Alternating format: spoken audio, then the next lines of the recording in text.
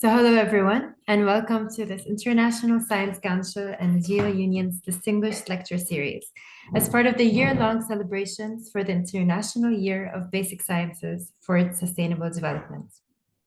My name is Doreen Samantha Ruiz, and I'm a science officer with the ISC's new think tank called the Center for Science Futures.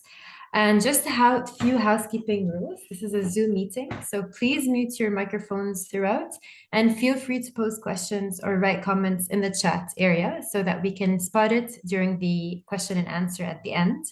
And you can, of course, join us with your video in order to ask your questions. So we're nearing the end of the International Year of Basic Sciences for Sustainable Development, and we're midway through the 2030 Sustainable Agenda. As we have our lecture today, member states are meeting in New York for the SDG Summit, where the call on how to attain the 17 Sustainable Development Goals is becoming more and more urgent. The ISC was present in a number of these side events, calling for the scientific community to have a greater role in finding solutions to our global problems. And it's against this backdrop that we start our next lecture in this series, entitled Linking Mechanisms to Soil Functions to Achieve the Sustainable Development Goals, with Professor Eleonora Bonifacio, Professor of Pedology at the University of Torino in Italy at the Department of Agricultural, Forest and Food Sciences. Professor Bonifacio is also Director of the Doctoral School of the University of Torino, and we're delighted to have her today as our guest speaker.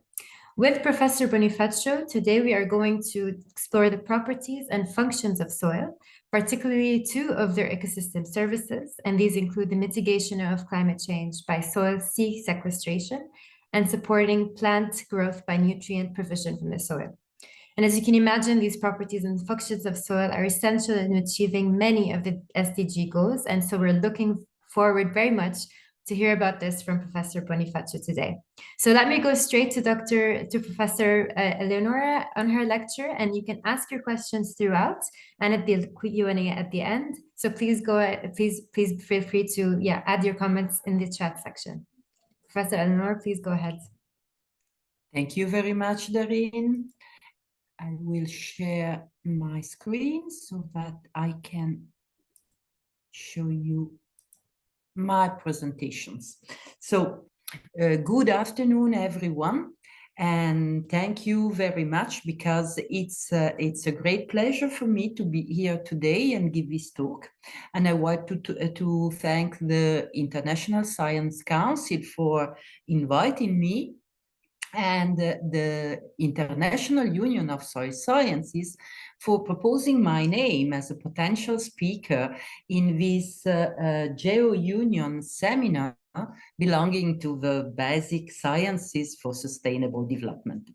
As stated in the title, I will try to link the mechanisms that operate in the soil and allow the soils to deliver ecosystem services, and so to stress how the soil can help in the achievement of the Sustainable Development Goals.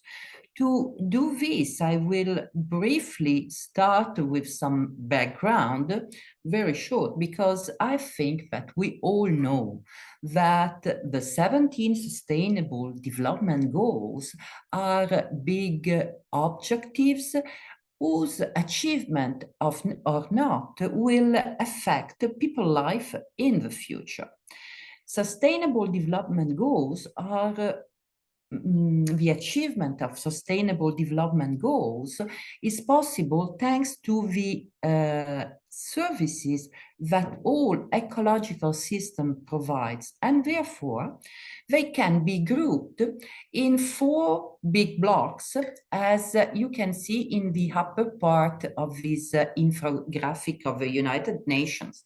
The 4 big blocks are provisioning, regulating, cultural, and supporting.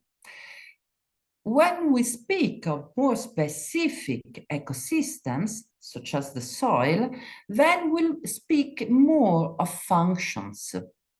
So there are different functions that the soil can put in act to help the achievement of Sustainable Development Goals. For example, it is involved in food production, in biological diversity, in carbon sequestration, and many other functions that are summarized in the circle in the FAO infographic.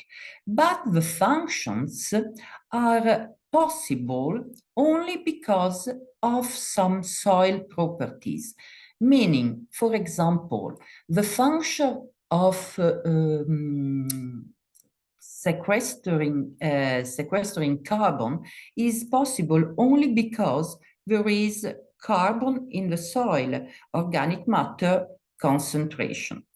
And we have to keep in mind that there are some properties of the soil that can be influenced by humans, for example, the content of organic matter, but there are also some other properties that are more stable and change only in the long period. So I think that what I want to stress in this talk is that the soil potentialities to deliver ecosystem services depends on their properties and mainly on their static properties, which are strictly related to the functions. So healthy soils are those that can deliver ecosystem services at the best of their potentiality. What do I mean? If we look at this very simple soil map, this is the one of the simplest soil classification we can use, and we can see that there is a huge, well, not a huge, a rather high variability in soil types and hence in soil properties. For example, I reported here the map of soil pH, and you can see that there are links, there are similarities between these two maps. Actually, there are not only similarities, there is a conceptual link between soil types and soil pH, even though soils are not classified based on their pH. The variability in soil properties follow a sort of predictable trend. And this is a trend that is linked to the level of soil development, meaning soil properties are variable, but they are not random. And by using this sketch, I will try to better explain why I think that healthy soils are those that can deliver ecosystem services at the best of their potentiality. This is a sketch of soil development.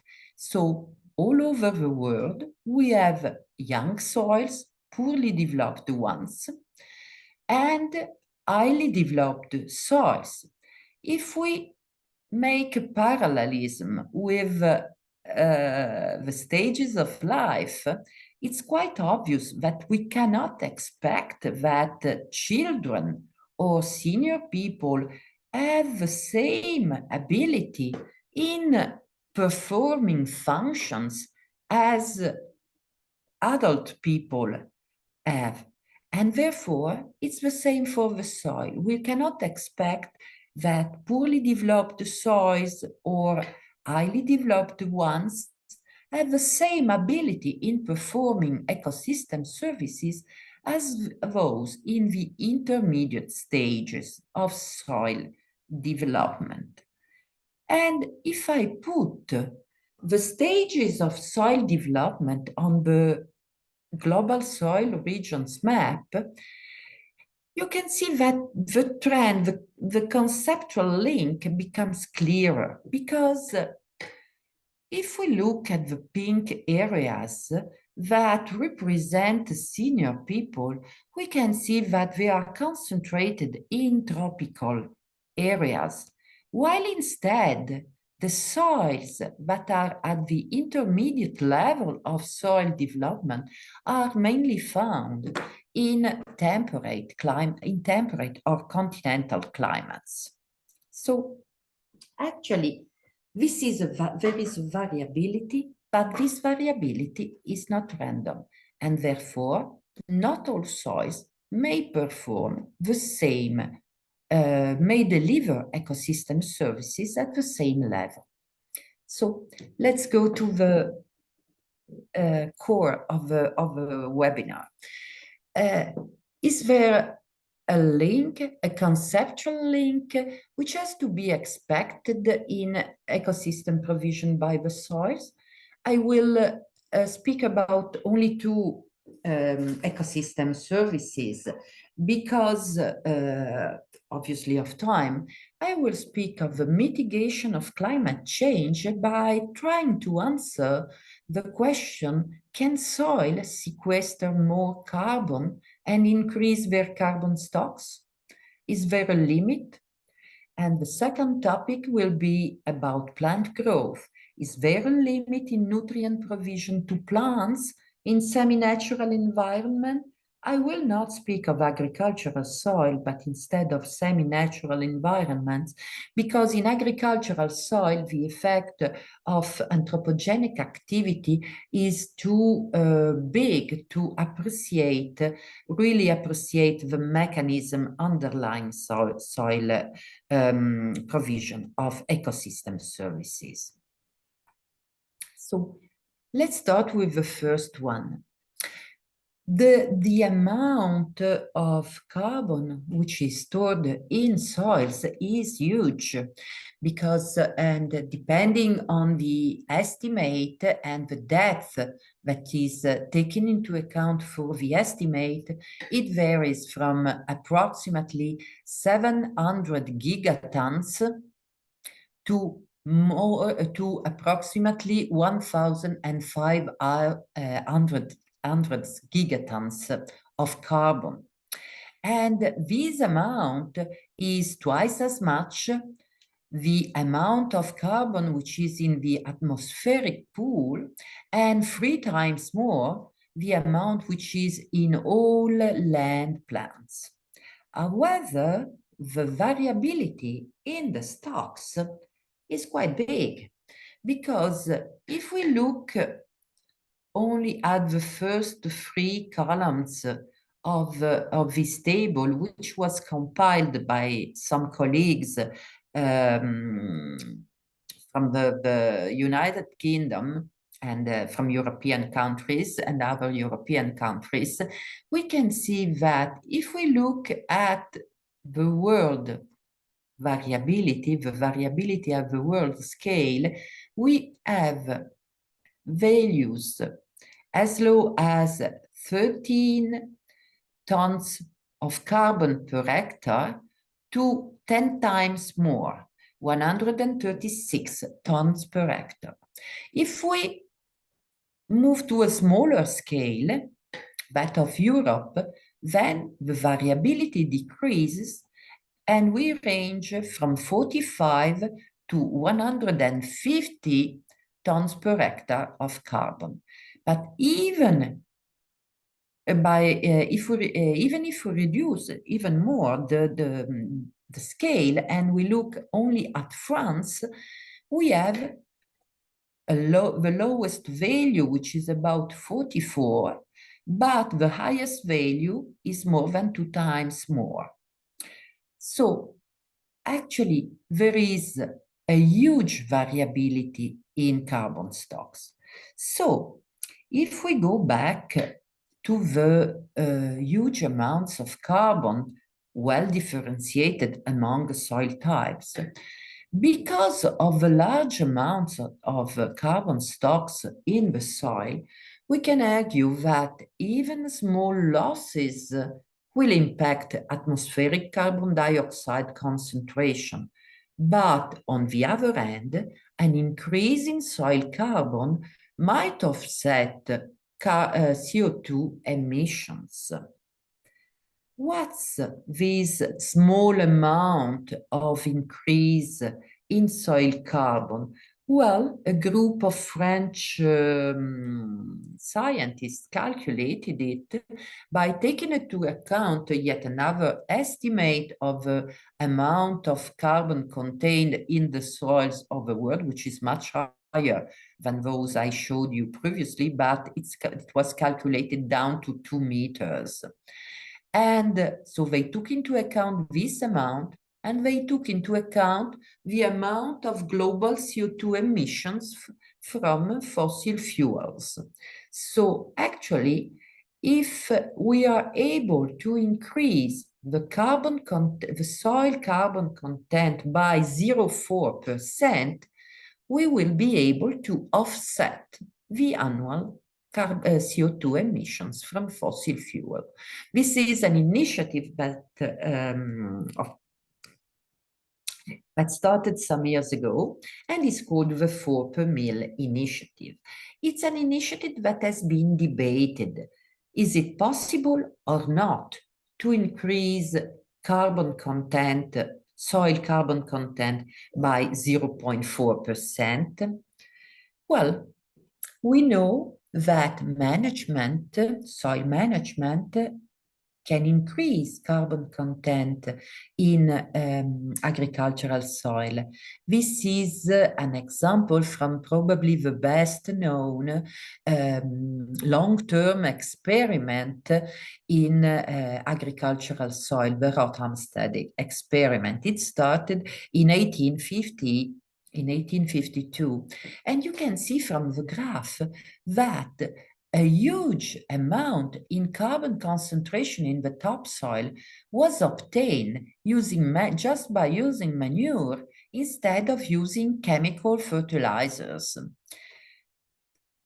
But actually, the Rothamsted experiment is made by several experimental fields.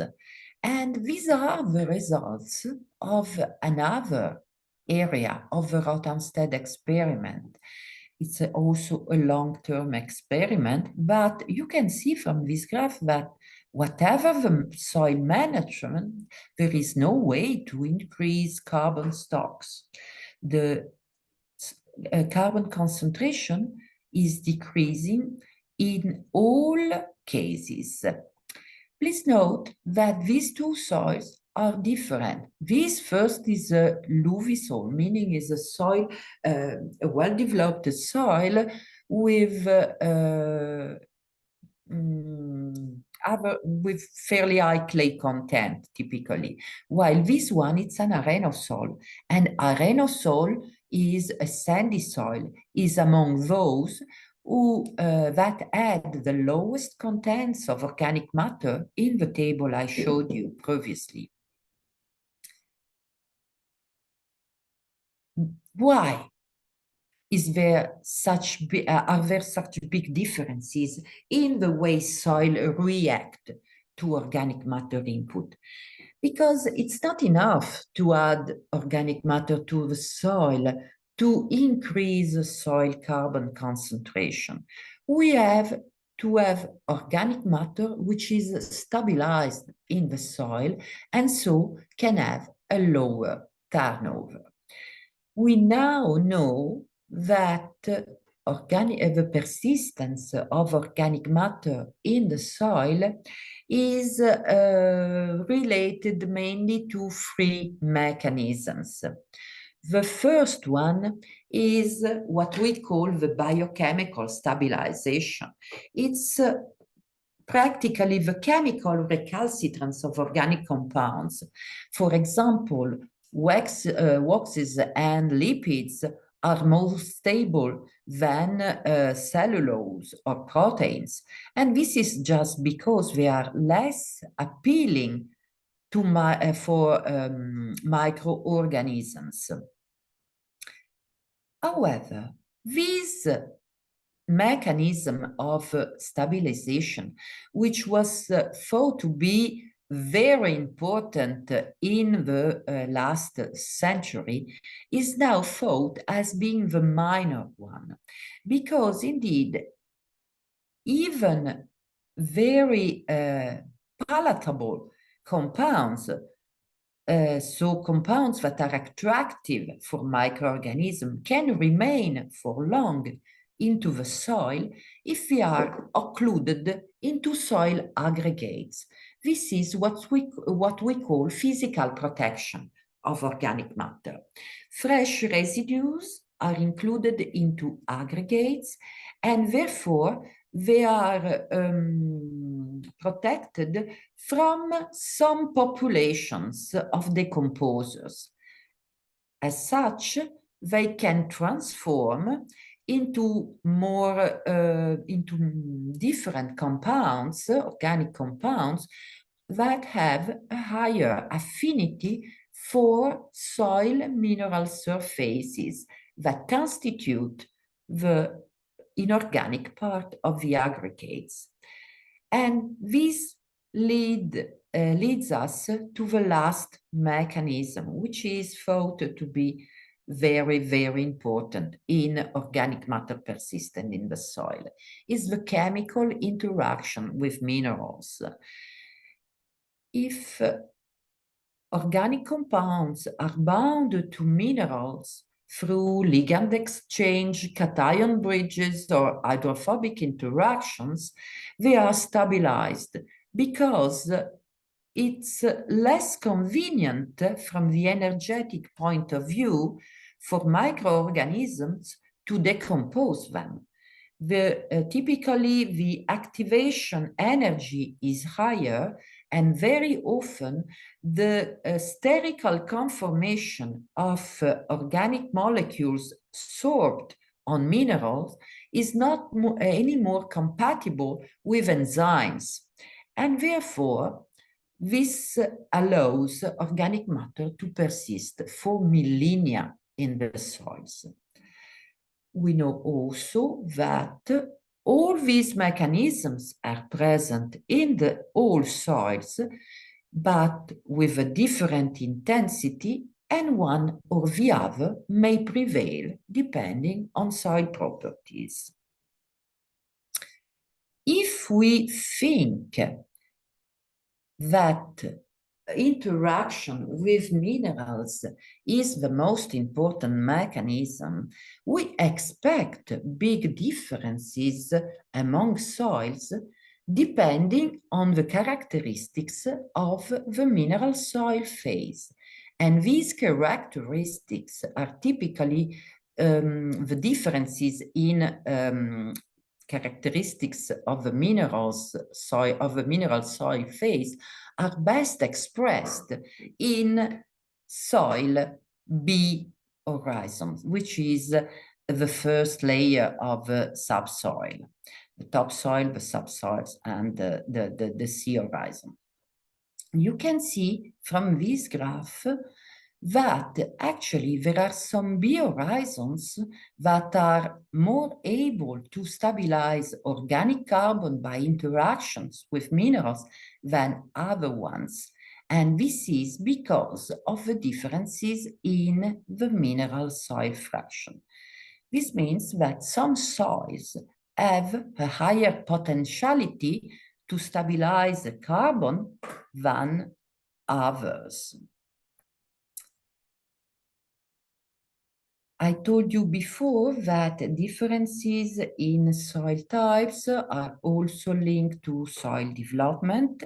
And if we go deeper in soil development, we can see from this graph that things are much more complicated, because stabilization is also because different soils at different levels of soil development will have a different affinity for minerals, and therefore between minerals and organic matter, and therefore the strength of stabilization of organic matter will vary.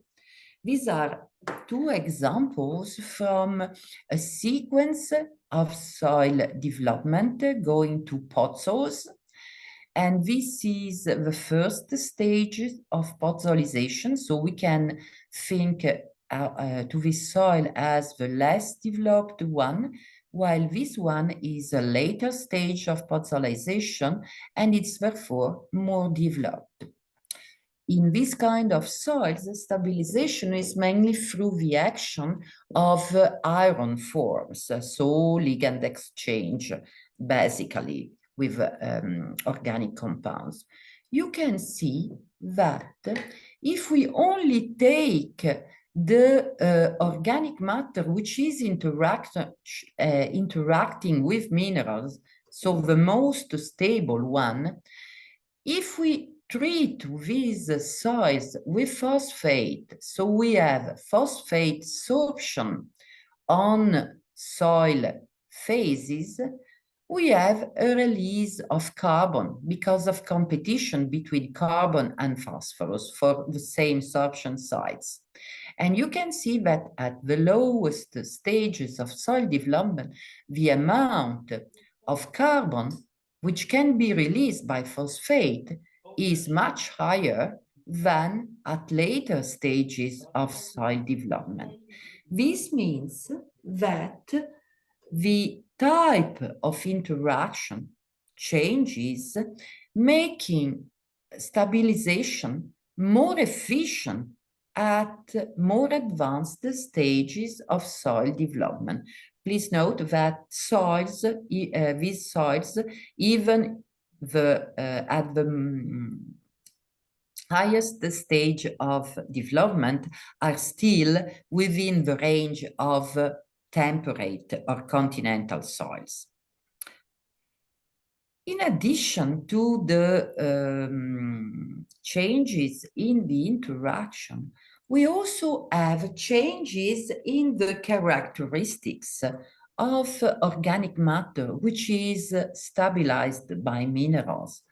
You can see here in this graph, the black dots represent the organic matter which is interacting with mineral, while the white dots represent the bulk of soil organic matter. And the amount of surface area, which is with the amount of area per unit of carbon, is much higher in the case of organic matter interacting with minerals than in the case of bulk organic matter. This high area, this high specific surface area, does not involve higher reactivity, because it's an increase that has to do with a huge amount of nanoporosity. So actually, the resistant pool is lower in microporosity and higher in nanoporosity, making the structures more rigid and less suitable for enzymatic reactions. If we speak about interaction with minerals, we have to think that sooner or later the surfaces will become saturated. And if they are saturated, then there will be no additional place for organic matter stabilization. And organic matter, the added organic matter, will accumulate as bulky association with weak bonds, establishing weak bonds with sorbed molecules. But this is not really stable. This is more labile. And so it has a shorter turnover. So why do we have lower amounts of carbon in arenosols, for example? Or why can't we increase the amount of carbon in the arenosol of the Rothamsted experiment by using manure? just because we do not have enough surfaces for mineral-organic interaction. But to which extent are the soil mineral surfaces saturated? Well, this is a very recent work made by some colleagues from the United States and from several European countries that, using an impressive data set of soils comprising all textures and all biogeographical regions of the world, tried to calculate the degree of saturation of mineral surfaces. First of all, they did not find any relationship, any clear relationship between the clay and silt content, so the fine particle content providing much more specific surface area to the soil than the sand fraction. They did not find any clear relation between organic matter and clay and silt content. But instead, they could be able to split the soils between those with high activity minerals and those with low activity minerals. High activity minerals are typically 2-1 layer silicates, such as vermiculite, smectite, illite, and so on. So layer silicates, which have quite a big surface area and are typical of temperate and continental environment, while low-activity minerals, such as, for example, kaolinite, are typical of tropical environment. They computed, based on all these values, the saturation of available, the saturation value for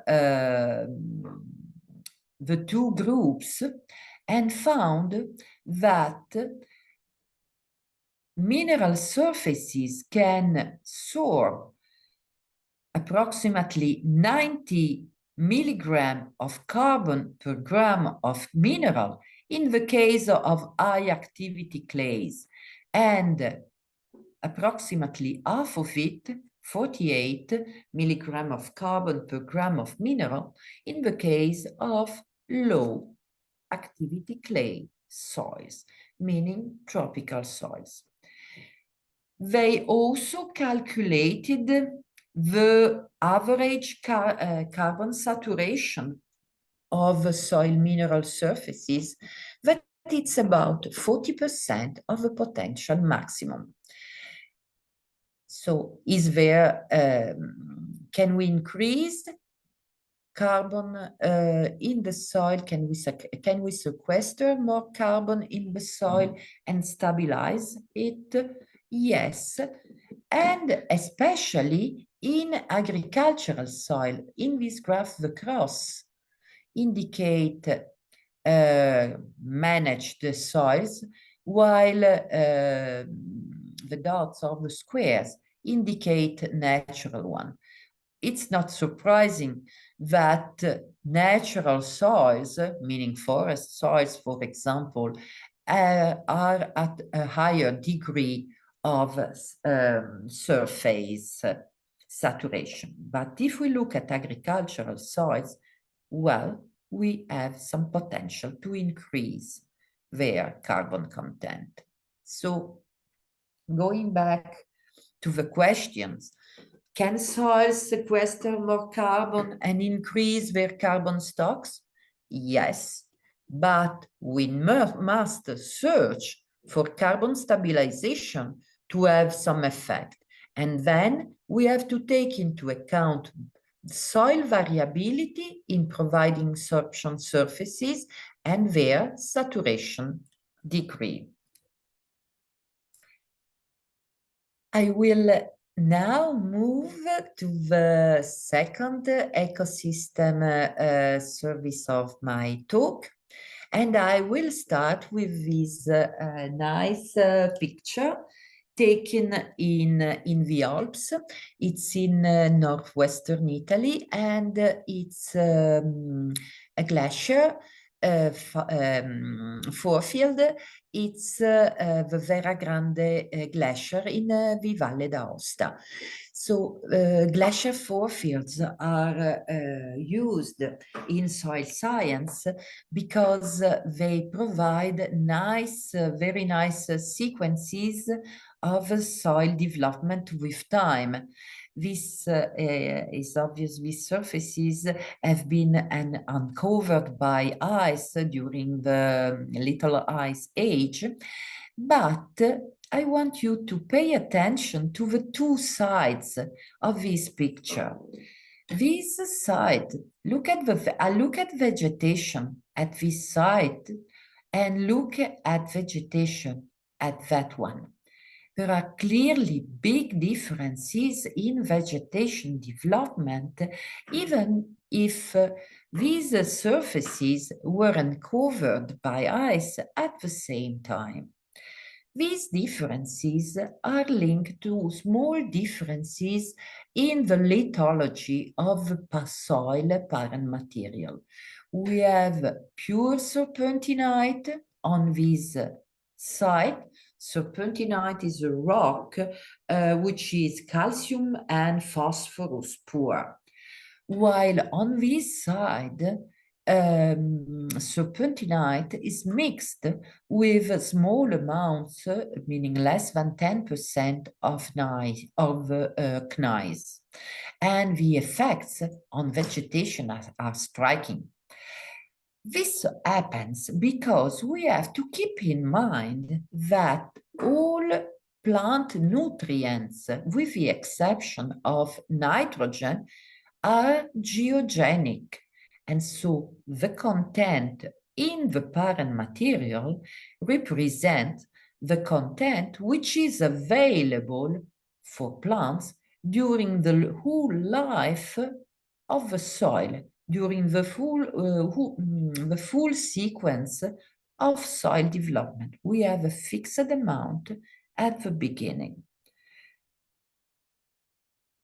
This different amount in the parent material will drive also the availability of elements at later stages of soil development. So the differences between the two sides are visible even after 10,000 years, meaning the ending of the last glaciation. So the initial contents of elements in the parent material drives the availability of nutrients also at later stages of soil development. So this means that different soils with different properties, have a different intrinsic capacity to support vegetation growth. And this is quite obvious. We all know that there are more fertile soils and less fertile soils. In agriculture, these gaps are filled by using fertilizers.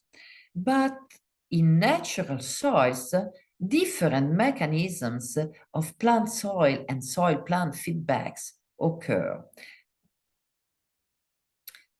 We have indeed to take into account the biogeochemical cycle of the elements.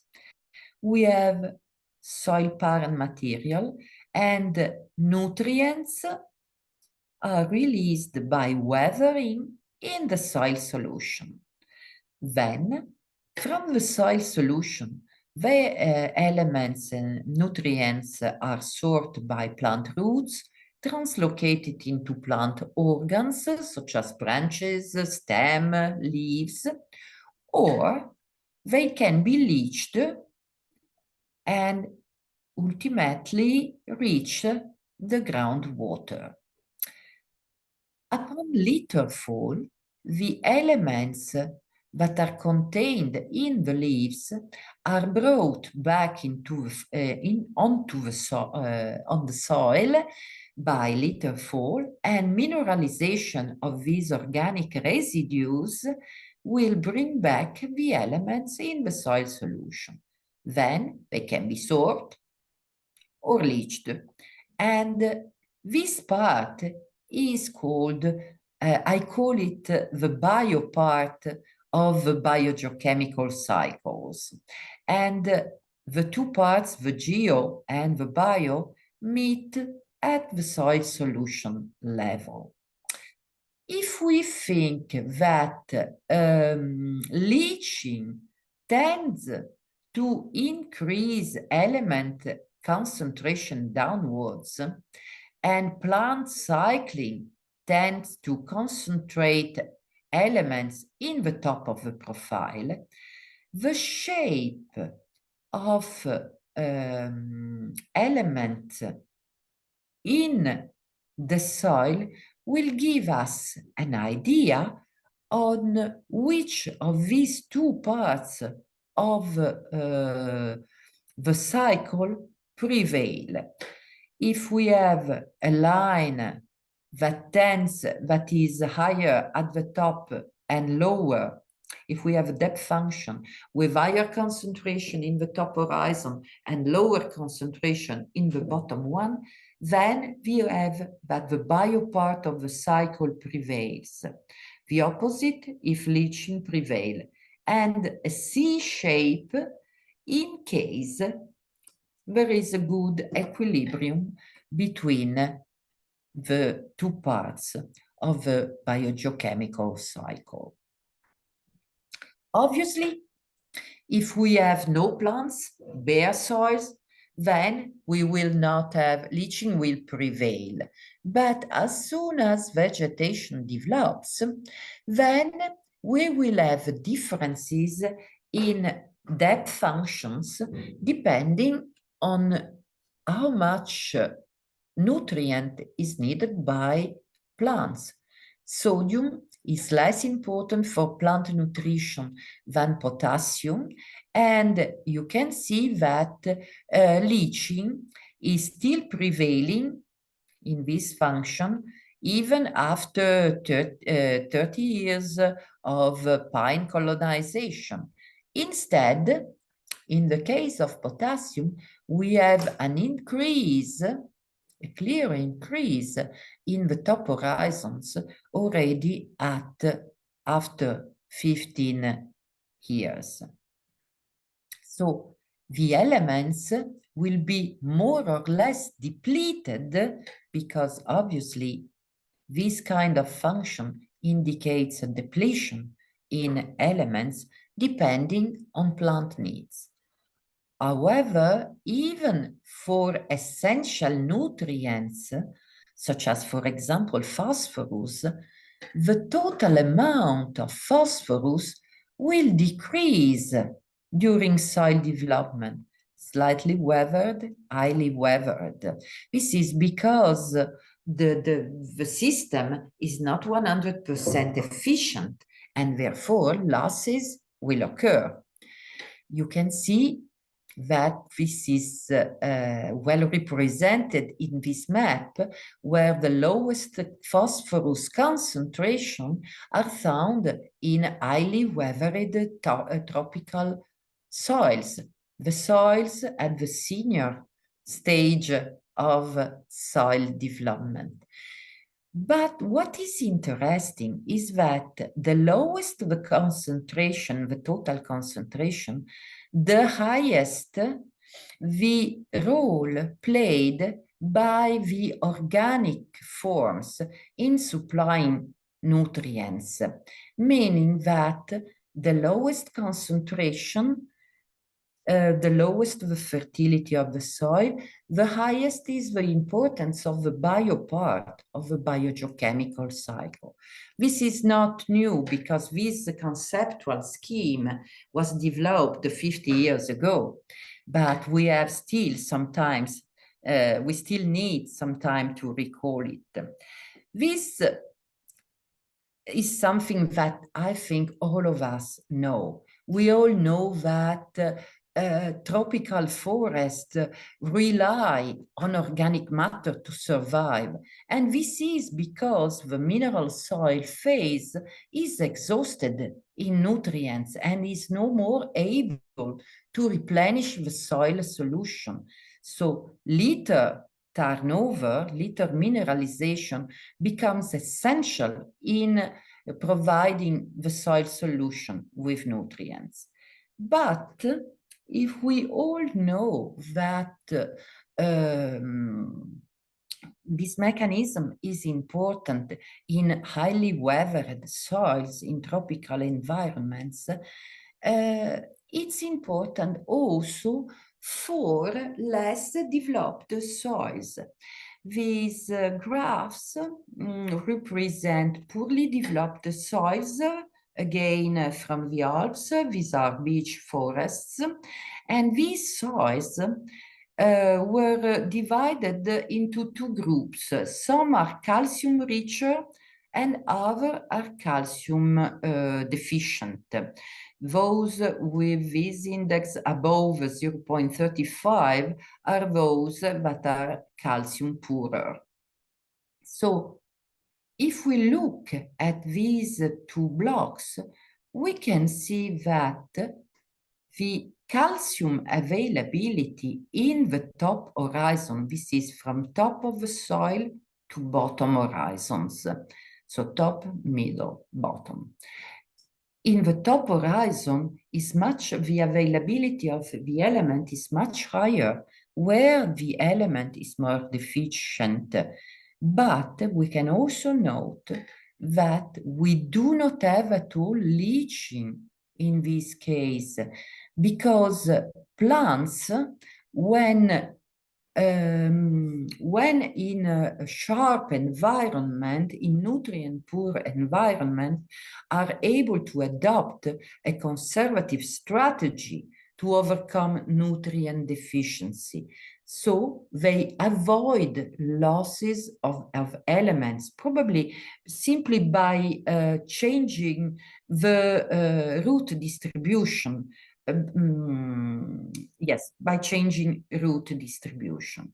And so this clearly indicates the importance of biocycling, the bio part of the biogeochemical cycles, even in poorly developed alpine soils. The bio part of the biogeochemical cycle is related to litter inputs. So semi-natural environments, litter inputs. But if litter inputs are so important, differences in species and in litter quality may deeply affect the way plants react to soil fertility conditions. These are 3 examples. We have not yet published this work. We are working on it.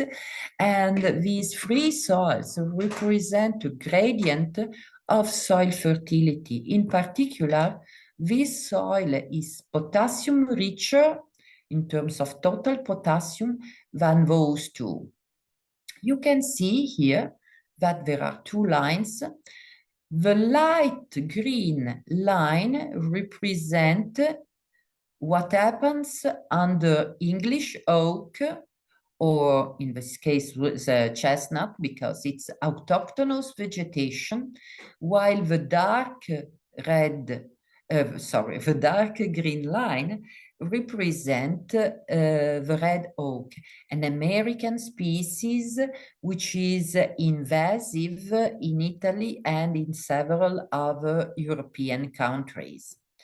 In good fertility condition, both species perform well in biocycling the potassium, and the 2 depth functions are similar.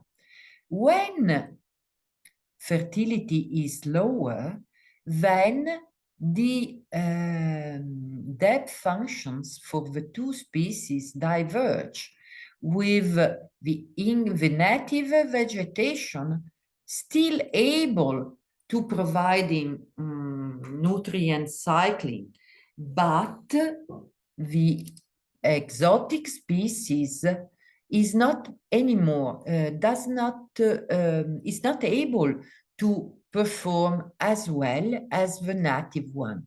What does it mean?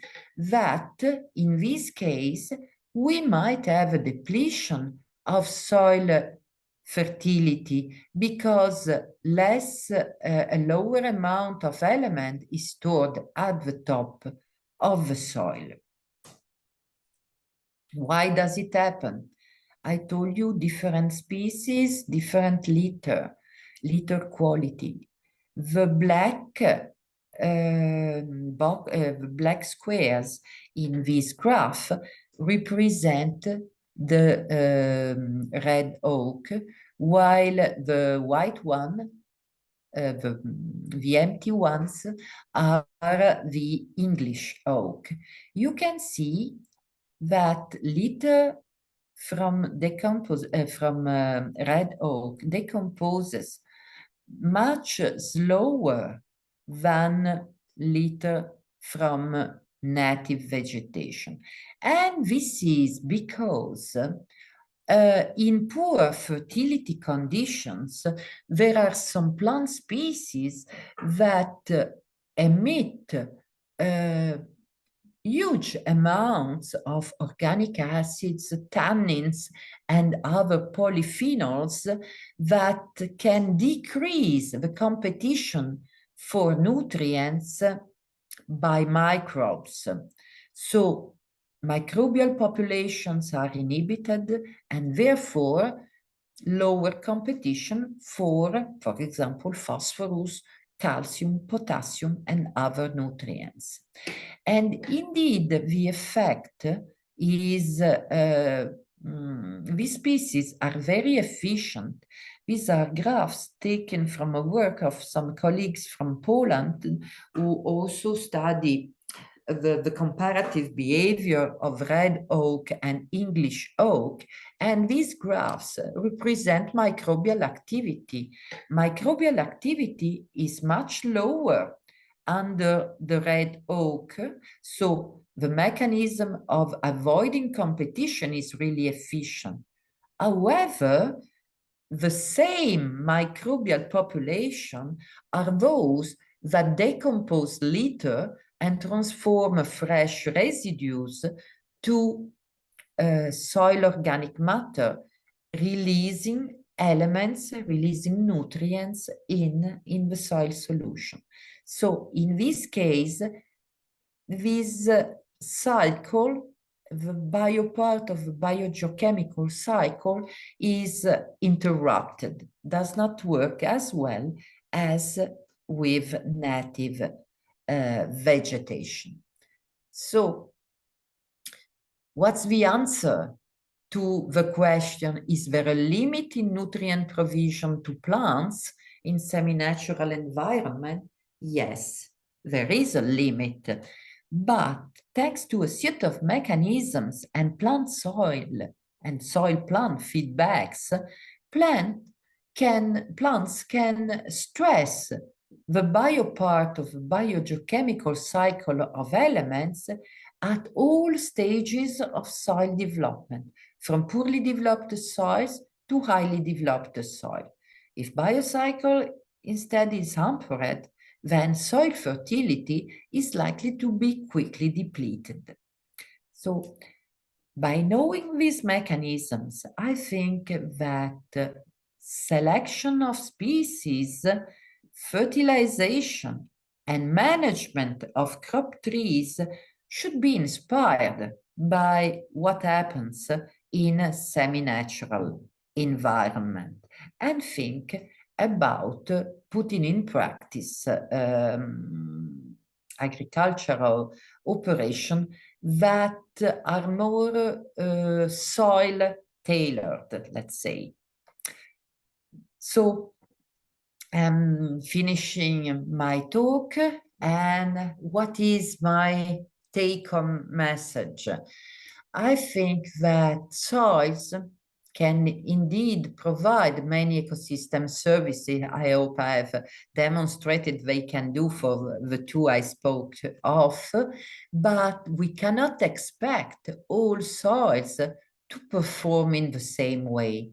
So it's probably better speak about soils and better recognize soil variability than to speak about soil as a general term.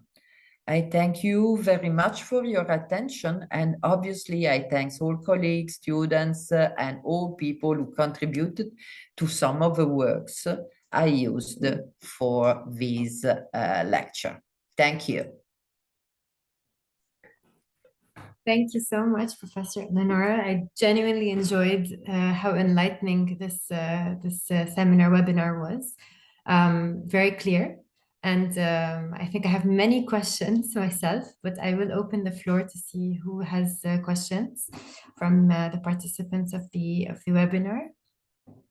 Please just put your hand up, or just put on your microphone, and you can go ahead. I see Alec has his hand raised. You can go ahead, Alec.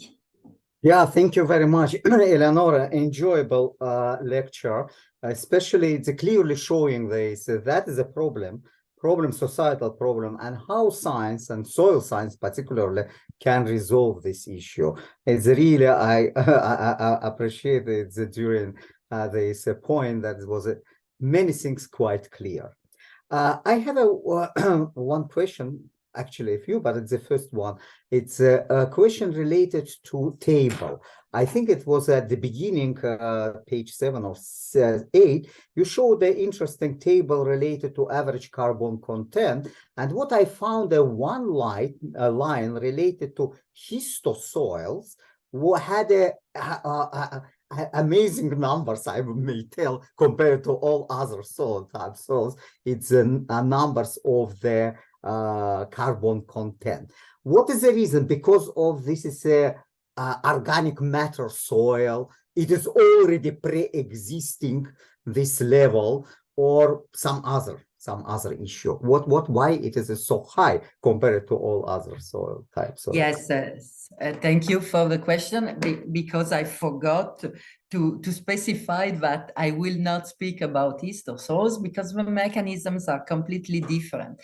Histosols are are peatlands, so they are more or less saturated with water. And as organic matter mineralization is indeed an oxidation, so we do not have the conditions for oxidation. The problem of histosols is quite big, as we all ask ourselves what will happen with climate change and decrease of the water level. Will this huge amount of carbon be released into the atmosphere? But this is something that will take more than 1 hour to speak of. So thank you. Thank you. Thank you so much. Eduardo, I see your hand. You can go ahead. Yes, thank you very much for the nice speech, Eleonora. Congratulations. I have a question. You told that clay soil can have more ability, better ability in linking organic carbon. And I think that, as you said, that there is the influence of mineralogy. And in this sense, also shrink as well processes can play a role, I think. So with the same clay mineralogy, I mean, same content of smectite, in a different climate, could you expect a different ability of organic carbon sequestration? I mean, as we are going to expect a climate change with stronger differences in climate, should this somehow offset at least one part of carbon emission by sequestering more carbon into the soil? Well, this is a very interesting question. I'm not able to give you a real answer. I can only make some hypotheses, meaning that if we increase the shrink and well processes as in vertisols, probably we will have higher inputs in the subsoil. Meaning that probably that subsoil is a sort of black hole in many parts of soil sciences, meaning that as the biological activity is lower in the subsoil, probably we will have a lower decomposition of organic matter just by having it down instead on the top. But this is an hypothesis. Thank you. Thank you so much for the questions and answers. We have some remaining time for one last question, just because we already are after 5. If someone would like to go ahead. I was too Not at long all. in my presentation. It was interesting to stay on the slides as they are. But we do have a time for just one last question if anyone has any comment or question for Professor Eleonora, please go ahead. In the meantime, I will say that our next lecture in the series will be on the 17th of October. My colleague will add the link to the ISC newsletter in the chat so that you can sign up and get the information on this lecture, which will be by Professor Nuno Borges Carvalho, presenting on energy sustainability for net zero radio communications. Yeah, and I see no questions so far. But really, Professor, it was really very enlightening. I think there was, at least for me, there was this wanting to know just about soil and how they work, and not really think about carbon capture because it's so interesting. You know, really thinking about soil, as you said, soils and not just soil, and how important it is to understand the properties and the functions that they can that they're doing before we even go further from there. So that was really great. Thank you so much for giving us this lecture and this part of the series. It's been an honor. I think I can say that we can close the webinar. Thanks again for everyone also for attending, and Alec for your help in this lecture series. Yeah, looking forward to our next lecture series with you all. Well, thank you very much for your attention, and thank you for inviting me to give this talk. It was really a pleasure. Thank you. Great, thank you. Thank you. Thank you. Goodbye. Thank you. Bye-bye. Bye. Thank you. Bye. Thank you. Bye. Bye-bye. Thank you. Bye-bye.